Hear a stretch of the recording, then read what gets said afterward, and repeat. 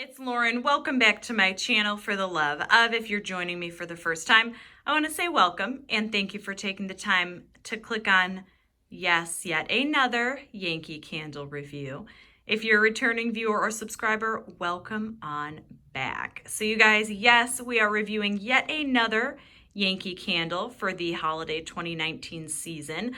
To be honest, if you guys follow me on Instagram and you saw my post about Sugar Plum, I almost took a step away from Yankee candles, not entirely, not for the entire holiday season, but I wanted to shed some light on, Bath & Body Works is releasing their new scents and then Goose Creek and all that good stuff. But I had 3 different people comment on Sugar Plum. And from what it sounds like, and you guys who have been Yankee fans longer than I, it sounds like this fragrance was out. Obviously it's a returning classic. It says from the 80s, returning fragrance from the 80s. But it sounds like it was pretty popular when it was out. So I know a lot of people wanted to hear me talk about it.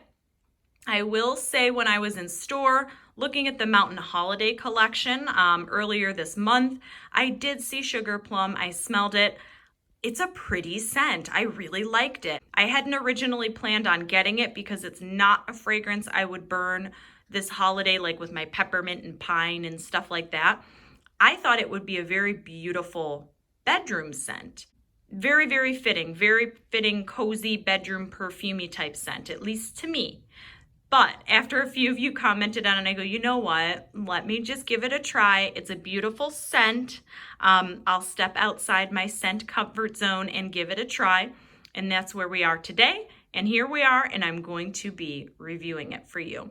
So let's read the scent notes from Yankee's website before I dive into my thoughts and the performance of this candle. So let's jump into it.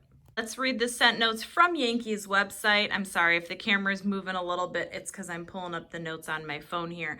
So let's read the narrative is happiness is in the air with the cheery, enchanting aroma of candied fruit. Top notes of orange, almond, lemon, lime. Mid notes of red berries, cinnamon, nutmeg. Base notes of violet, amber, creamy, praline, and vanilla.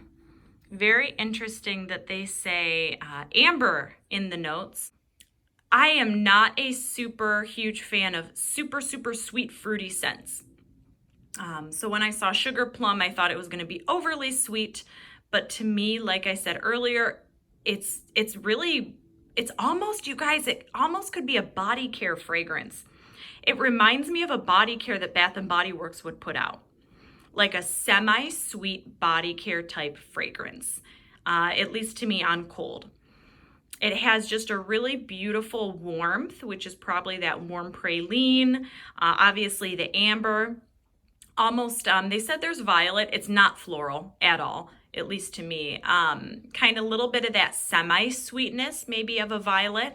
And they do have red berries in there. Lemon, lime, I don't get citrus at all. I'm sure the notes are floating around in there somewhere, but it has a semi-sweetness. And it's almost borderline body care smelling, at least to me. It's not super sweet by any means.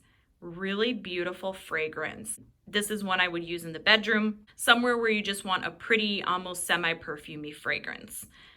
How is the performance? So, as you can see, this candle has been well loved. I've been burning it. As you know, it takes quite a lot to get down on these single wick jars. This one does have a lot of fragrance oil pockets throughout. So I took Sean from Hearth and Soul's advice and I try to find candles that are more oily versus the ones that are a little drier. Another reason I was reluctant to purchase another candle from the 50th anniversary line because the couple I burned other than maple have been light. Anyhow, it's got a lot of oils in it. I have it going in the living room right now. It's totally lost, okay? I can't smell it. I'm sitting right in front of it and I cannot smell it. Although I've had it going for about an hour now, it hasn't fully pooled out yet.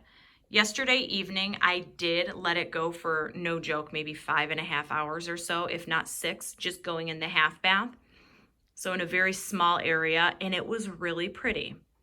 It was a really beautiful fragrance. It smelled well burning, very similar to how it smelled on cold.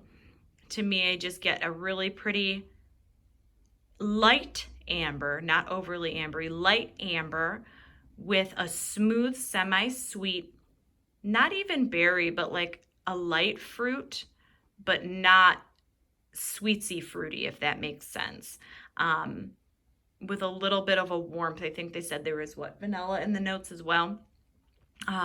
Would I purchase this candle again? If it had a strong, I love the scent.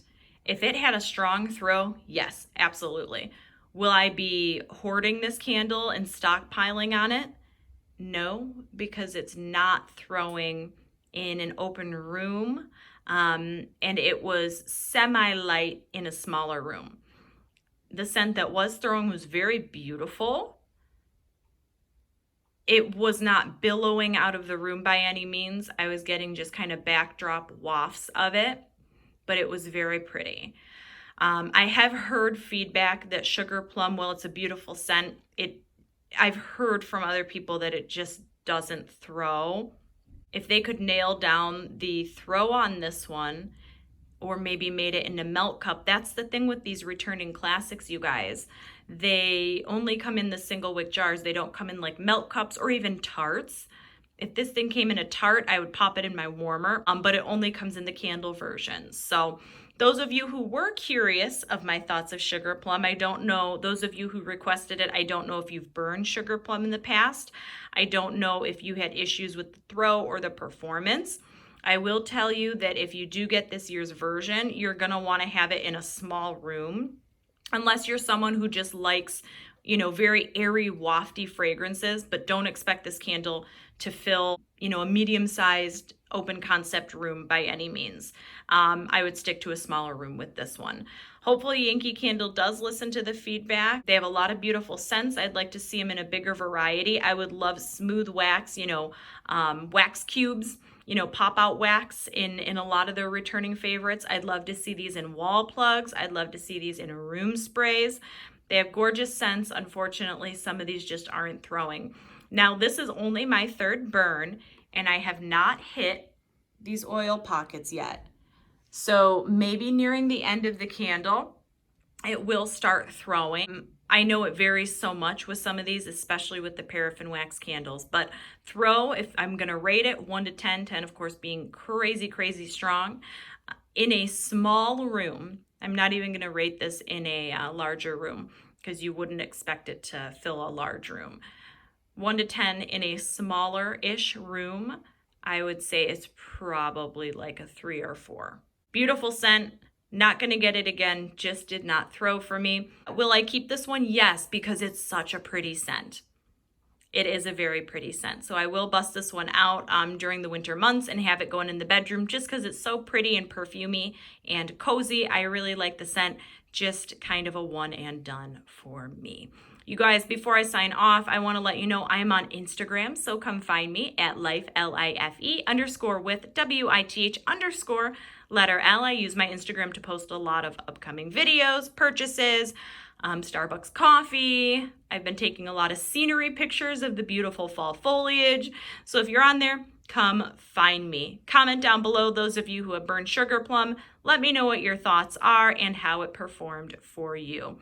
You guys, that is it for me today. I hope you are enjoying this kickoff to the holiday candle season. As always, I hope you are having an awesome day, an awesome evening, an awesome weekend, whatever time it is you're watching this video. Until next time, we'll see you later. Bye.